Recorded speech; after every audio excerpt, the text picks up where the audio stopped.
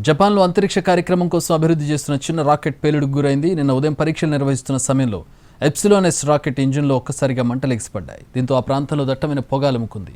తనేగాషిమా అంతరిక్ష కేంద్రంలో నిషేధిత ప్రాంతాల్లో ఈ పరీక్షలు నిర్వహించారు. ఈ ఘటనలో ఎటువంటి ప్రాణ నష్టం జరగలేదు. ఘటనపై దర్యాప్తు చేపట్టనున్నట్టు జపాన్ అంతరిక్ష పరిశోధన కేంద్రం పేర్కొంది. గతేడాది చేపట్టిన ప్రయోగంలోనూ ఇటువంటి ఘటన ఎదురైంది. రాకెట్లోని ఓ లోహ భాగం కరిగి ఇంజిన్ను దెబ్బతీయడంతో ప్రయోగం విఫలమైంది. వరుసగా రెండోసారి రాకెట్ విఫలమవడంతో దీని పురోగతిపై ఆందోళనలు వ్యక్తమవుతున్నాయి.